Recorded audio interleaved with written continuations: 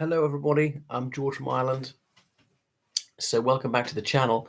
And in this, I'm going to assess China's peace proposal with regard to the Russo-Ukrainian war and ask why is Beijing forwarding these propositions? Because the first anniversary of the war was just yesterday, being the 24th of February. And President Xi Jinping has said he's got a 12-point plan for peace.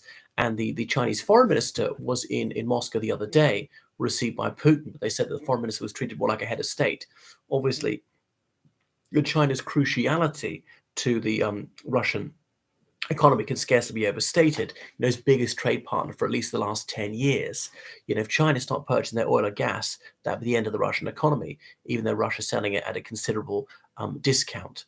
So remember, just before the war began, it was the Beijing Winter Olympics, and Putin was cynically misusing this to build up his forces, making these threats against Ukraine. If Ukraine didn't submit to his oppression, then he was going to invade, claiming this is no threat to anyone, a flagrant lie, but the military and technical measures if you do not do obeisance. So completely contradicting himself immediately. Remember, threatening war in itself is a crime as per the Nuremberg Convention, even if you don't actually go on to fight that war. Even if it was a bluff, it's still a war crime in itself. And presumably tell President Xi at this point he was about to launch his unprovoked and illegal invasion of the Ukrainian Republic. And obviously, you see Putin as previous on this, the 2008 war, although strictly speaking, that's under Medvedev invading Georgia during the Beijing Olympics. But so the Chinese have presumably assured this will be over very quickly. And remember, the Ruskies told themselves they'd take Kiev within 48 hours, which is why on the third day of the war they bragged that they'd conquered Ukraine already. Well, what a hollow claim that turned out to be. But China is not happy about this. It doesn't like borders being changed by force. It looks at Taiwan. It doesn't like a precedent for Taiwan. Remember, there's a one China policy. If you have diplomatic relations with the People's Republic of China, then you have to recognize Taiwan as a integral part of China.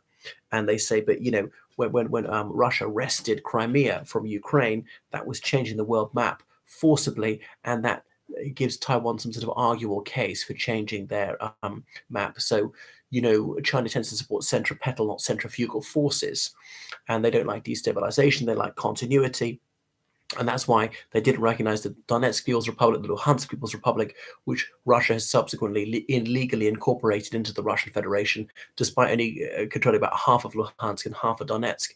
And only a handful of tyrannies, such as Syria, have recognized that. And Russia's now lying, changing its own maps. The maps that even Russia itself published last year are now going to be criminalized as so-called extreme for telling the truth. So this is the Orwellian situation we find ourselves in. It's a dystopia. But China does, as oil, grain, coal, and or gas prices go up, China's export markets have got less money to purchase Chinese manufacturers. Remember, for over 30 years, China's been the main place in the world for manufacturing, cheap items, whether it's socks, suitcases, toy soldiers, printing books in English, in Russian, in any language. And so it's consumers abroad, these Western customers in particular, they don't have as much money as they used to buy China's items. Anyway, so the Russian Foreign Ministry has applauded China's peace proposals, but China is saying that Ukraine's territorial integrity ought to be respected. They've not actually gone as far as to spell it out, Russia, get out of Crimea, but impliedly certainly saying that with regard to Donetsk, Luhansk, Zaporizhia, and Kherson, which Russia has claimed. But there must be security for Russia, as in presumably Ukraine never to join NATO, the Ukrainian army to be just reduced to a little more than a police force, and so on. So China says there's got to be respect for national sovereignty. Obviously, Russia never respects anybody else's national sovereignty. I mean, neither does China really, kidnapping people abroad, doing land grabs in the South China Sea by manufacturing, how to put it, creating these artificial islands and so on. So the U.S. media for about a week has been saying that that China is considering whether they're going to sell shells and indeed drones to the Russians. Of course, this is vehemently denied by the Beijing regime. I don't know if that's true or not. So China is not as cordial with Russia as Putin likes to pretend. Chinese spies are regularly apprehended in Russia, and they are wordlessly booted out. They're Russian agents. They get long jail sentences. But again, that's not announced in the media. Whereas if a Westerner is caught, maybe might be innocent as a lamb, like Paul Whelan, that's announced with great fanfare because we got him. They consider that a triumph to humiliate the West and indeed a bargaining chip to get an exchange, like the Lord of War, that guy who was arming terrorists all around the world, Victor Bolt, when he was exchanged for Brittany Griner, that luckless American woman who brought some prescribed cannabis oil with her, but was given 9.5 years for possessing her medicine. Anyway, so there's little doubt the Chinese would like this to come to an end. Yes, they have a fairly good relationship with Russia, but remember, the Chinese think in very long timescales. They haven't forgotten the late 19th century, the unequal treaties, when China was feeble and Russia bullied them along with lots of other countries, and Russia seized a lot of land north of the Amur River. The Chinese would like it back one day, and the Chinese chose to take it. Russia would be powerless to resist. I don't think they go nuclear against China. Remember, there have been estimates of something like 98% of the Russian military is engaged in Ukraine. I don't think it's that high, but certainly a majority. So they're really defenseless everywhere else. Then this is talk about Moldova. Supposedly the Ukrainians are going to attack the Russian forces in Moldova, but I think they can only do that with Moldova's permission. But it might be a golden opportunity, maybe Moldova's only opportunity to clear their territory of the illegal Russian occupiers, 1,500 Russian troops in Transnistria. Anyway, so China's proposal has not been met with plaudits around the world. The NATO Secretary General Jens Stoltenberg says that China doesn't have much credibility because China has still not denounced the illegal war of aggression being waged by Russia against Ukraine. Why did they were playing footsie for so long? And even now they're trying to make this proposal. They've got more credibility because they're neutral. Well, are they really neutral? Especially as Russia tries to claim they're an ally. But if it weren't for being able to purchase certain items which are dual use, which have a military application, the Russian campaign might have ground to a halt by now. China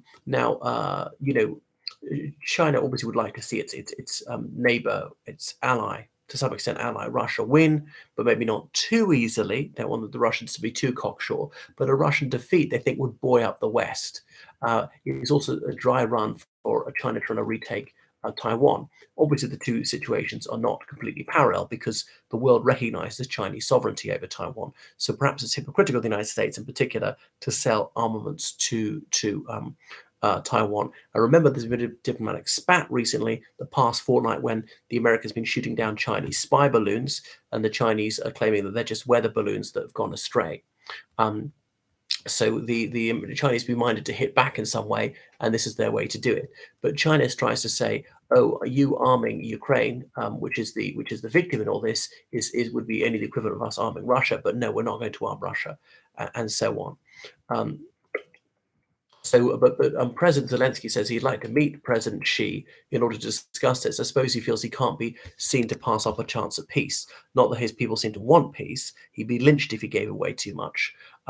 But just has to appear reasonable.